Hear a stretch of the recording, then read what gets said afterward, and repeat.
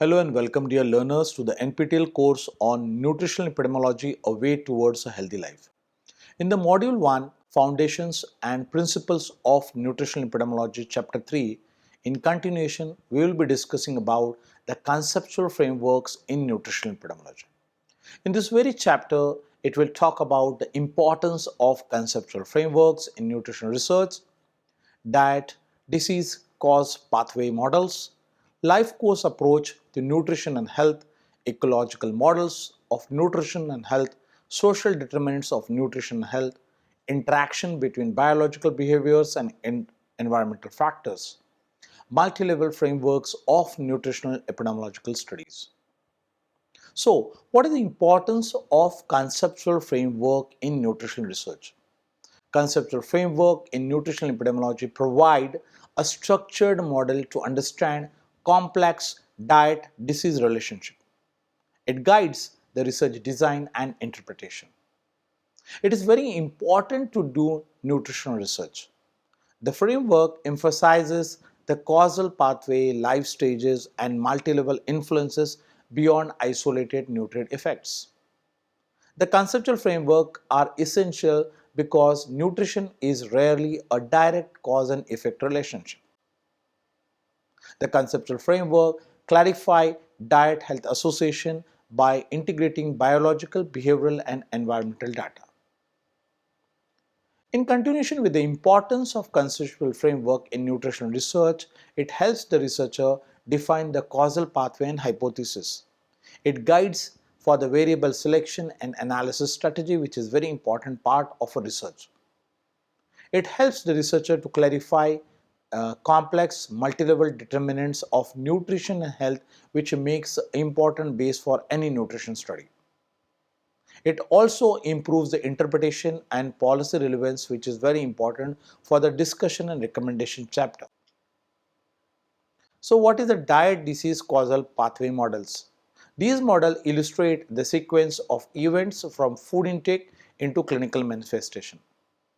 The causal pathway diagrams, that is DAG, helps researcher explicitly state assumptions about directionality and confounding.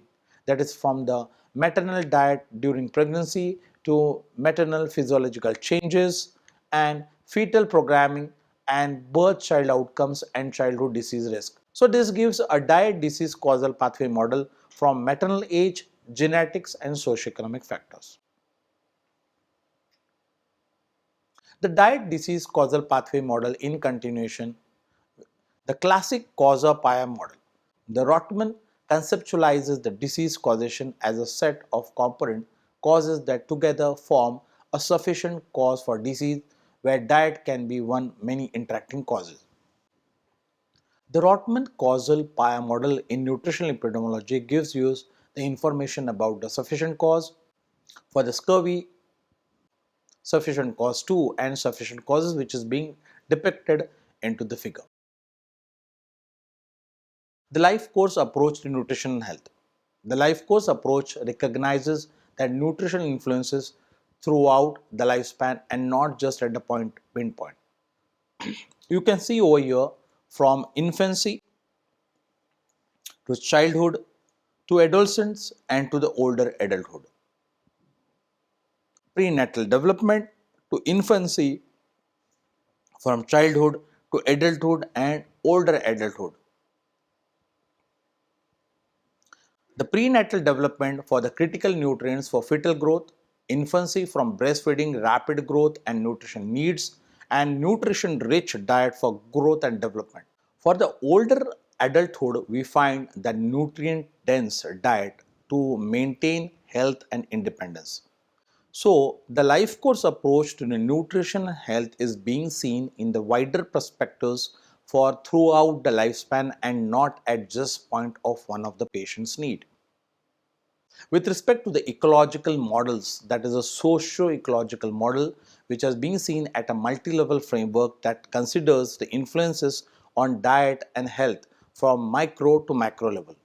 If we to talk about the relationship which is from an individual person's, which goes to the interpersonal level, to the organizational level and further to the community. which makes more reason for an individual person to understand that how a proficiency for a person to tackle its own disease condition and to make it more public policy and societal level understanding.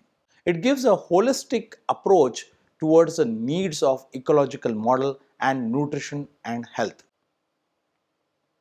The social determinant framework focuses on how socio-economic and environmental conditions shape up the nutritional status and health outcomes. The social determinants, particularly of nutrition, is like a economic stability for purchasing, which is more relevant to the poverty part, where versus the poverty, economic and income involvement, social community context for social support and social network and cultural influences. On the other side, for the education, which is one a nutrition knowledge related one, a part which gives us more reason for to discuss about and understand what is the nutrition about. The health literacy on account and nutrition knowledge contributes for a health literacy as an important factor to take ahead for educational level, to take ahead like how health literacy really defines for.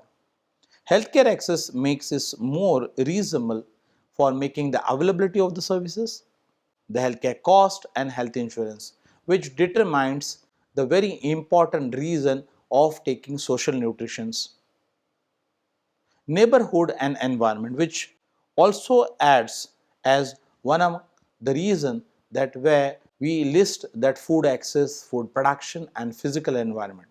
So from an individual to interpersonal, organizational, community and policy, which makes us very important reason for attributing and to take ahead social determinants as one among the important factor to deal with the nutritional status of a person and how it derives the health outcomes. The interaction between biological, behavioral and environmental factors. In the modern framework, it highlights that nutrition and health outcome arise from interaction among the biological, behavioral and environmental factors. The biological factors are genetic and metabolism, age and sex and health status of a person. Behavioral factors are dietary habits, physical activity and health beliefs. Environmental factors adds from the food availability part, the socio-economic part and the neighborhood. These all resultants to give us the nutrition outcomes, which makes us more reason that the interaction between the biological, behavioral and environmental factors is very important. The multi-level framework, that is a hierarchical model, explicitly structured determines at the different level from individual to the population, where you can identify at a biological level there is genetic metabolism, nutrition status biomarkers, at a behavioral level it is a dietary intake, physical activity and health behaviors. At an interpersonal level it is the family and the peers, social supports and cultural norms.